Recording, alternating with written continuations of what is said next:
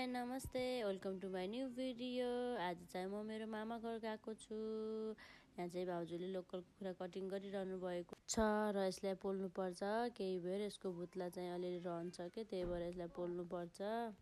यहाँ चाहिँ पोलेर भ्याइसक्नु भयो। यहाँ चाहिँ मेरो पापाले मेरो चोला जिस्काइरहनु भएको छ के कुखुरा देखाएर। अनि मेरो पापाले चाहिँ सफा गर्दै हुनुहुन्छ कुखुरा। र यहाँ चाहिँ हाम्रो पापाले कटिङ गर्ने सामग्रीहरू सबै तयार बनाइसक्नु भएको छ र यहाँ पापाले कटिङ गर्दै हुनुहुन्छ। अनि मामा घर चाहिँ म, मेरो मम्मी अनि मेरो दिदी पापा आएको थियौँ के। अनि हजुरहरूले पनि हेरेर साथ दिनुहोस् है। आज चाहिँ लोकल कुखुराको रेसिपी लिएर आएको छु मैले। हजुरहरूले साथ दिनुहोस् है हेरेर।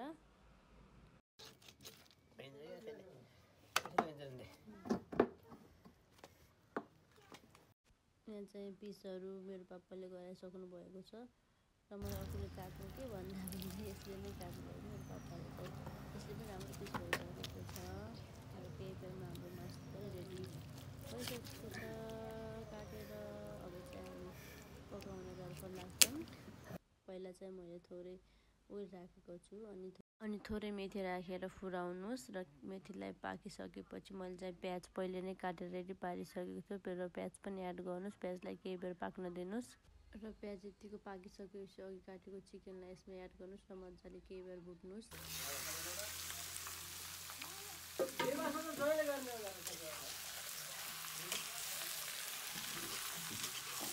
र यतिको फ्राई भइसकेपछि मसलाहरू एड गर्नु। मैले चाहिँ यहाँ स्वाद अनुसार नुन राखेको छु, थोरै बेसार राखेको छु अनि धुलो खुर्सानी एड पनि राखेको छु यसमा। र केही बेर यसलाई मजाले चलाउनुहोस्। थोरै धनियाँ पाउडर राख्नुहोस् अनि पिसेको मसला राखेर केही बेर मजाले चलाउनुहोस् मसला पाकुन्जेल।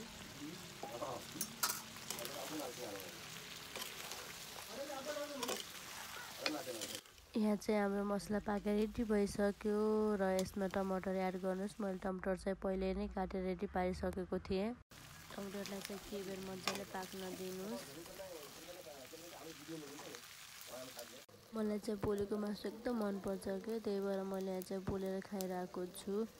र मैले चाहिँ यता टमाटर चिकनमा राखेर केही बेर छोपेको थिएँ र हाम्रो मासु यतिको भइसकेको छ र यसमा थोरै पानी एड गरिदिनुहोस् र केही बेर पाक्न दिनुहोस्। अनि हाम्रो मासु चाहिँ यहाँ रेडी भइसक्यो।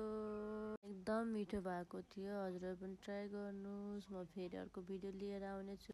हजुरहरूले हेरेर साथ दिनुहोस् अनि लाइक कमेन्ट सब्सक्राइब गर्नुहोस् है।